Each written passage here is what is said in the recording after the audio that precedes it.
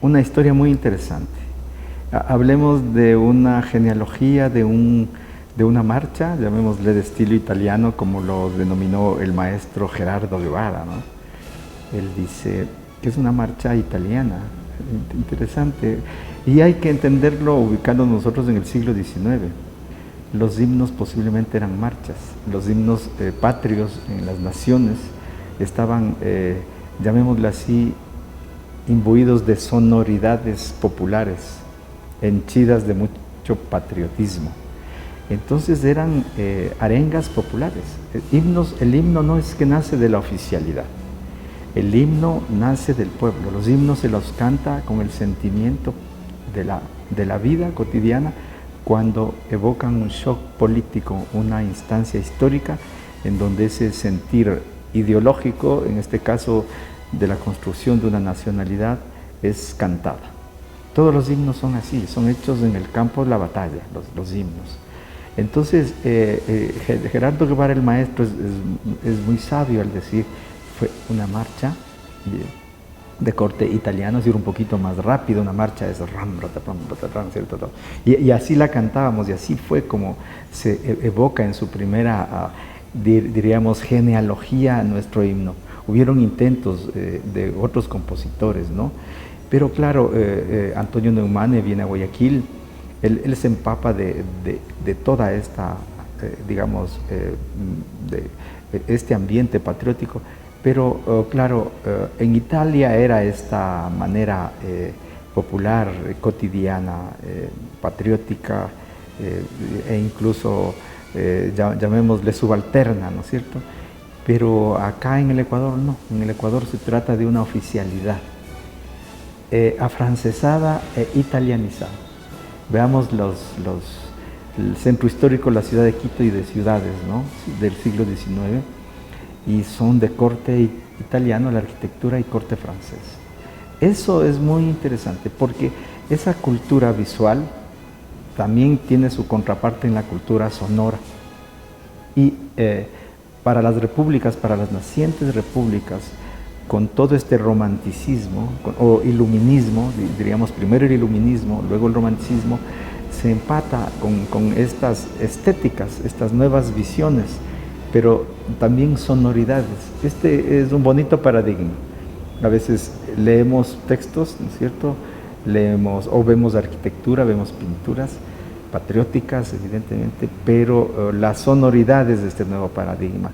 Los pueblos escuchan, y como escuchan, cantan.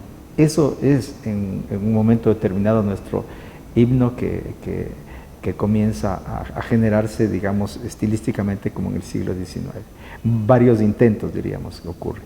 Eso es el contexto, es decir, ahí hay que fijarse en una alta oficialidad política, ¿no es cierto?, socioeconómica, por supuesto, cultural, que exigían el modelo de un himno italiano, ¿cierto? Un himno o una marcha de corte italiano. Él es un gran compositor, Córcego, o sea, que no estaba tan definido, pero diríamos que tiene esa geografía. Entonces, esto es muy importante porque sí hace un himno bello, un himno hermoso porque también nos permite ingresar con esta sonoridad europeo occidental de un himno, ¿cierto?, a un país que era mestizo, un país digamos, de una conformación cultural, étnica, cultural, de una gran población y de una gran influencia, diríamos, de sus características sonoras indígenas. Y no, pues se toma básicamente este corte europeo, llamémoslo así, pero es un himno hermoso y nos ubica al Ecuador en este contexto republicano de todas las naciones con estas mismas características de himno. Eso es en general, digamos, simbólicamente, llamémosle, lo que representa nuestro himno desde la cultura. Pero desde la música es algo muy importante, porque hay muchos italianos que llegan desde el gobierno de García Moreno. Hablemos cuando se funda el primer conservatorio, entre 1870 se funda, creo que es 1872, la primera fundación, y luego con Eloy Alfaro en 1900, ¿sí?, se fundan con directores italianos. Y esto es importante porque ¿por qué se traía específicamente a Quito, por ejemplo, ¿no?, para los conservatorios a músicos italianos? ¿Cierto? ¿Por qué? Porque había este modelo civilizatorio, ¿no?, de la cultura, es decir, había esta dependencia cultural hacia Occidente, ¿cierto?, ese eurocentrismo que se llama. Y los conservatorios, parte de un desarrollo, digamos, no solo socioeconómico, sino también sociocultural de las nacientes repúblicas, llamémosle así. En el caso de García Moreno, le da una visión, ¿no es cierto?, que tenía que ver con el poder, es decir, la cultura que le llamaban alta cultura, es decir, aquella de la ópera, aquella de la orquesta sinfónica, aquella de las formas musicales sinfónicas, ¿no es cierto?, de los bailes de salón, ¿cierto? Este tipo de música occidental, europea, tenía que venir a las Américas de una u otra manera a participar de este modelo global que pasaba en el mundo. Es decir, García Moreno nos veía una naciente república en la línea también de esas otras culturas occidentales, ¿no? Y él quería e implanta en la educación este modelo italiano. Y fíjense, dos enemigos, digamos, ideológicos y políticos, García Moreno, conservador, y Eloy Alfaro, italiano. Eloy Alfaro sigue el mismo modelo, refunda, diríamos, o hace sí, se podría decir una refundación del Conservatorio Nacional de Música de Quito en 1900, y lo hace con compositores italianos, pero con una línea más hacia Verdi, hacia ese nacionalismo de los músicos italianos, de la ópera nacionalista, claro, y nos imbuye cierto sentido más local. Sus primeros estudiantes del conservatorio de Domenico Brescia, que fue el rector del conservatorio en la época alfarista, él imbuye a sus primeros estudiantes, como Segundo Luis Moreno o Francisco Salgado Ayala, músicas italianas, pero con características locales indigenistas. Esa cultura italiana nos favoreció mucho a la conformación de nuestra sonoridad mestiza. Este es el ambiente, llamémosle así. Este es el ambiente de un espacio, digamos, cultural, musical de Quito, Guayaquil. Así nace el himno. Evidentemente guiado por estas élites aristocráticas, por supuesto, que querían de nuestro himno algo bajo esos estilos que se estaban evocando en el mundo. Eso se podría decir que es un primer gran contexto. El primer valor estético es, por supuesto, ese símbolo sonoro que es un himno que viene de ser de una marcha popular italiana por el estilo, según el maestro Gerardo Guevara, hacer luego un himno en el periodo de, digamos, cuando Álvaro Manzano dirigía la Orquesta Sinfónica Musical, digamos, la Orquesta Sinfónica Nacional supongo yo, debe haber estado entre 1990, no sé si estoy exacto cuando el Congreso admite que se ha modificado el himno nacional a una manera más realentada, diríamos, de una marcha, porque le tocaba con esos aires populares de marcha, es decir, de arenga patriótica, ¿no es cierto?, a algo más solemne. Y hay una historia muy interesante de haberle querido transformar a nuestro himno no solo diríamos en la forma de marcha himno, sino también a veces en la tesitura, ¿sí?, en que está más alto el himno, más bajo el himno, etc. Y esto es importante porque se trata de una composición musical académica, es una composición con una trayectoria, llamémosle, sonora europea, bajo las formas musicales europeas, como todo himno ahora tiene.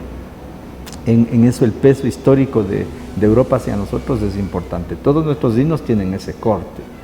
Entonces, el valor no solo está en la composición como tal, sino que en la característica de un gran compositor que puede elaborar digamos, una estructura para henchir a un pueblo, llamémosle así, de un alto contenido patrio. Entonces, lo logra evidentemente. porque nosotros como ecuatorianos valoramos mucho eso. No debemos más que respetar ese proceso histórico. Es decir, no podríamos hacer otro himno, no, este es nuestro himno, con todas las características mundializadas, llamémosle occidentalizadas, ¿no? Pero tan territorializadas, una sonoridad que nos hemos apropiado nosotros como republicanos en ese periodo. Entonces tiene un alto valor el musical, nuestro himno. Juan León Mera, estamos hablando de una figura pero excelsa de la literatura del siglo XIX, además un ideólogo, llamémosle así,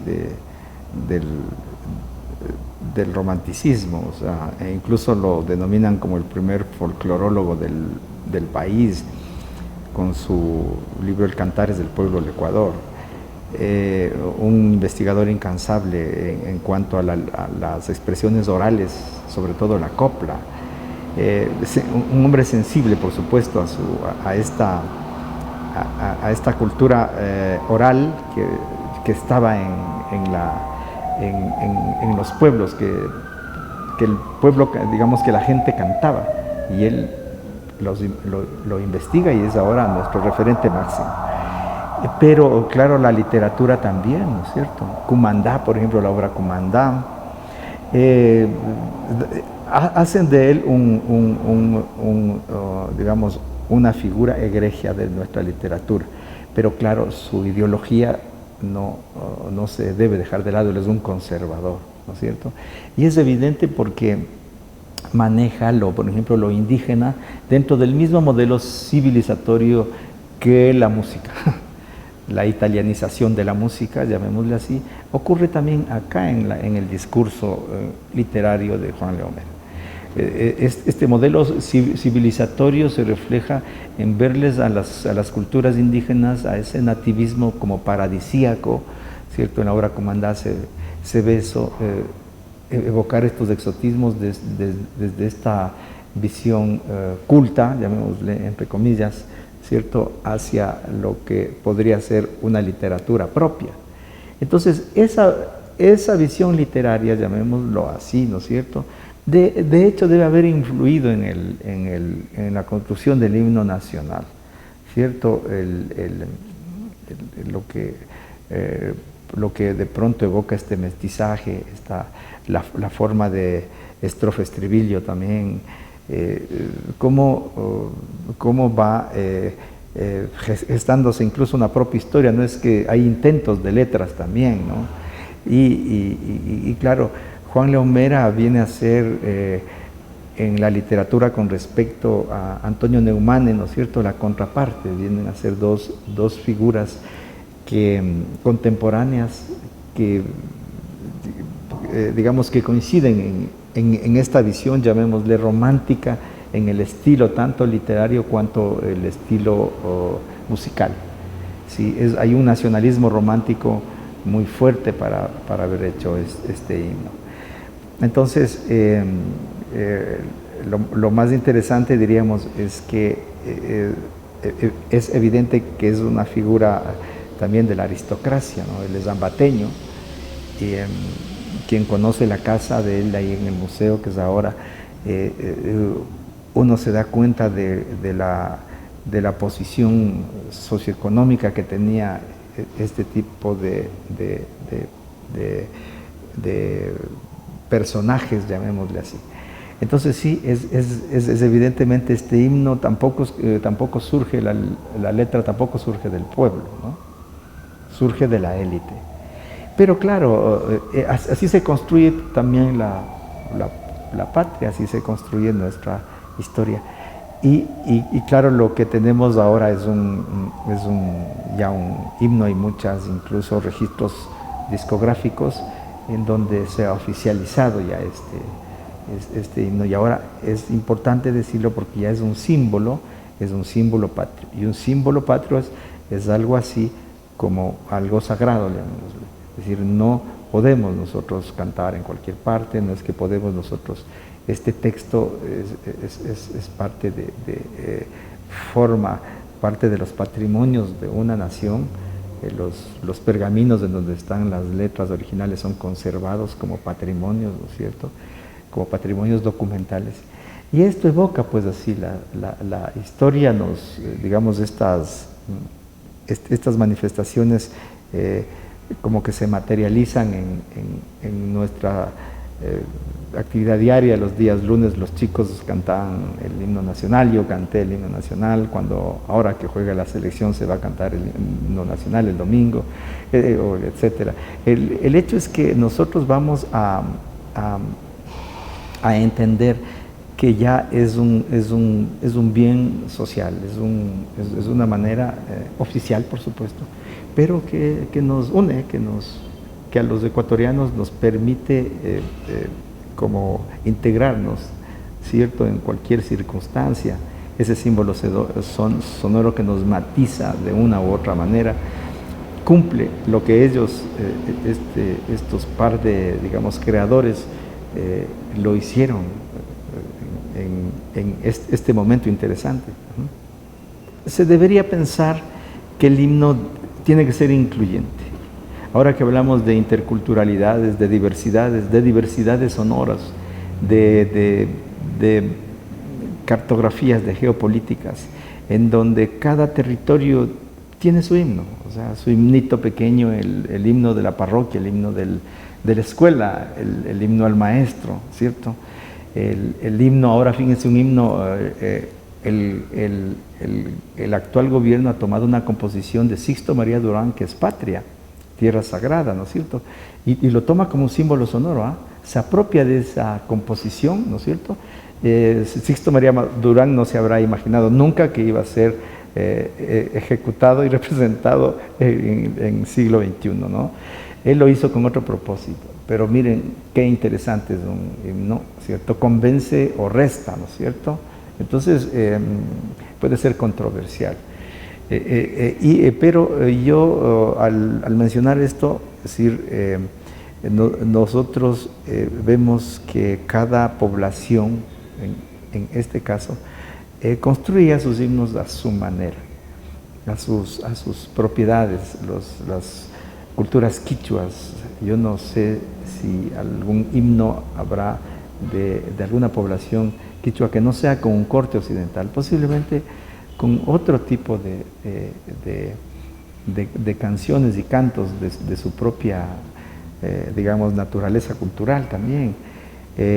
Tenemos como himnos, llamémosles simbólicos populares, himnos provinciales que tenemos, que no son himnos, son pasacalles, como por ejemplo el Chola Cuencana, ¿no? Como el Chuyita Quiteño, Soy del Carchi, Ambato Tierra de Flores, ¿no es cierto? Son pasacalles, pero que cada uno provincialmente lo cantamos como propio, quizá a veces más que un himno. En el momento en que un carchense canta Soy del Carchi, ¿cierto?, se sentirá su alma enaltecida, porque eso sí lo hizo un compositor popular. Esas canciones que no son oficialmente denominados himnos o bajo decreto, ¿no es cierto?, gubernamental, reconocidos, pero están en el alma en el alma de la gente, y se los denomina estos pasacalles himnos propios, himnos entre comillas de cada provincia. Y esto es lo bonito de estas historias sonoras, de estas posibilidades expresivas de los pueblos.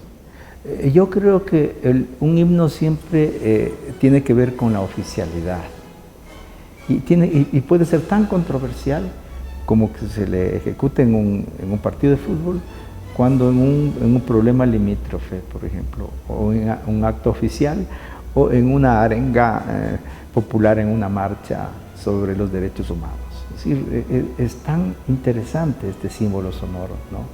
Y nos permite a los sujetos sociales, ¿no es cierto?, consolidarnos sonoramente a través de un sentimiento. Ya rebasa el que sea republicano, el que tenga la letra tal, en estrofas, no, viene a convertirse en una sonoridad fundamental, importante.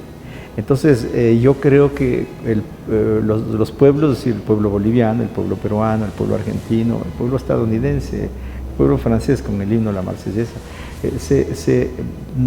definitivamente se apropia. Nosotros nos hemos apropiado de esto, lo cantamos desde niños y no podemos este rato juzgar ninguna otra cosa que no sea eso que nos que nos une, llamémoslo así, en circunstancias a veces tan emocionantes como un juego, digamos, pero también en etapas puede ser conflictivas. Entonces, va más allá, es un símbolo, eso es un símbolo. El símbolo está ahí, está para, cual sea la circunstancia, es para eso, para respetarlo. No puede existir este momento, ninguna otra, diría yo, uso que aquel que ese símbolo está representándonos para lo que nosotros escuchamos y lo que nosotros también cantamos, y nos permite consolidarnos a través de una cosa muy interesante que es cantar.